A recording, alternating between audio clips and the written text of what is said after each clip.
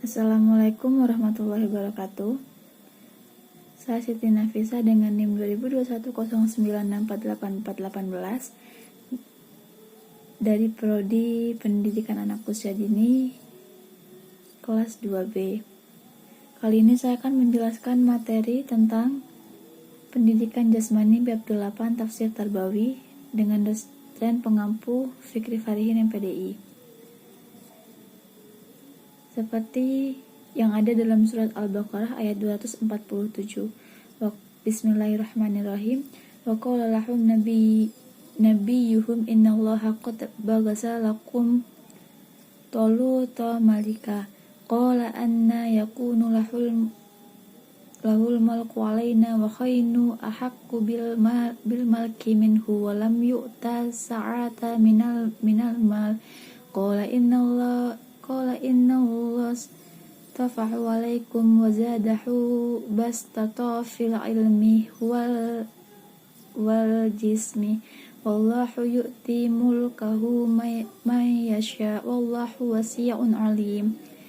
Nabi mereka mengatakan kepada mereka, sesungguhnya Allah telah mengangkat Talut menjadi raja kalian. Mereka menjawab, bagaimana Talut memperoleh kekuasaan atas kami, sedangkan kami lebih berhak atas kekuasaan itu, dan dia tidak pula memiliki kekuasaan kekayaan. Nabi itu menjawab, sesungguhnya Allah telah memilihnya untuk kalian dan telah memberinya kelebihan ilmu dan jasmani. Allah memberikan kekuasaannya kepada siapa yang dikehendakinya, dan Allah maha luas karunia-Nya lagi maha mengetahui. Tafsir ayat, wa qala lahum nabiyyuhum innallaha qad bagasa lakum taluta malika. Nabi mereka mengatakan kepada mereka, sesungguhnya Allah telah mengangkat Talut menjadi raja kalian. Nabi mereka itu adalah Samuel. Dalam ayat sebelumnya, Quran Surat Al-Baqarah ayat 246 dikisahkan bahwa pemuka-pemuka Bani Israel meminta Nabi Samuel itu agar berdoa kepada Allah untuk mengirimkan seseorang pemimpin agar memimpin mereka memerangi para penakluk yang sedang menduduki negeri mereka. Allah pun mengirim seseorang raja bernama Talut, berasal dari Tala yang berarti panjang atau jangkung. Qalu anna yakunu lahul mulku alaina wa nahnu ahaqqu bil mulki minhu wa lam yu'ta sa'atan minal mali. Mereka menjawab, bagaimana Talut memperoleh kekuasaan atas kami, sedangkan kami lebih berhak atas kekuasaan itu, dan dia tidak pula memiliki kekuasaan kekayaan.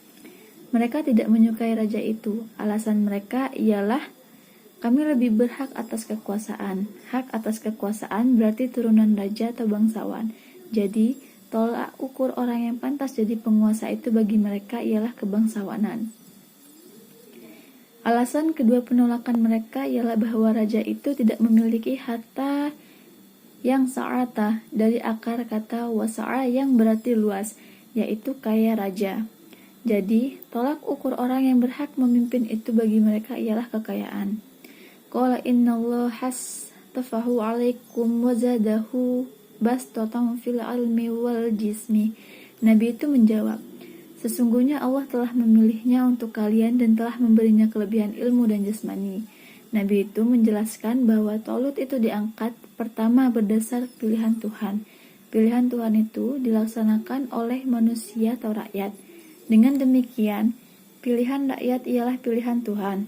Pilihan rakyat itu pada zaman modern ini dilaksanakan melalui pemilihan umum yang demokratis. Kedua, seseorang yang berhak untuk diangkat sebagai pemimpin ialah bastota, keunggulan dari basto yang berarti lapang atau luas. Dalam ilmu pengetahuan dan jasmani, ia harus seorang ahli. Bahkan ada pendapat bahwa seorang pemimpin terbaik itu ialah Nabi. Berikutnya filsuf, dan bila tidak ada seorang ahli, ia harus mengerti tugasnya, mengerti problematika rakyatnya, dan mengerti cara-cara mengatasinya. Sementara itu yang ketiga, seorang pemimpin ialah sosok yang unggul dalam hal jasmani. Keunggulan jasmani itu meliputi tubuh yang besar, kuat, dan sehat. Tentu saja bukan mustahil juga termasuk tampan atau cantik, karena orang biasanya cepat simpatik dan tertarik terhadapnya, dan itu sangat berguna dalam kesuksesan. Wallahu yu'ti mulkahu may yasha. Allah memberikan kekuasaannya kepada siapa yang dikehendakinya. Kekuasaan atau jabatan merupakan pemberian Allah. Dalam sebuah hadis disebutkan bahwa kekuasaan atau jabatan itu tidak boleh diminta. Siapa yang meminta-mintanya, maka ia akan dibiarkan sendirian memanggulnya. Dan bila ia tidak meminta-mintanya, maka ia akan dibantu.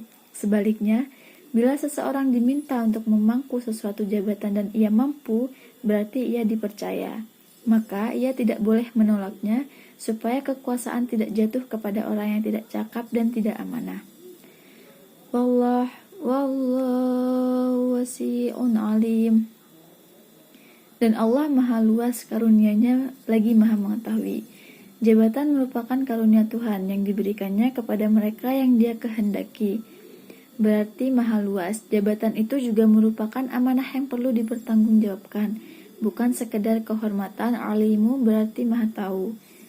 Karena itu, jabatan perlu disyukuri dengan cara menjalankannya secara profesional, sebaik-baiknya, dan penuh tanggung jawab. Di pihak lain, jabatan yang diperoleh seseorang secara benar tidak boleh dicemburui, tapi harus dipatuhi, karena itu pemberian Tuhan. Allah mengontrol apakah jabatan itu dilaksanakan dengan benar dan dipatuhi secara benar pula.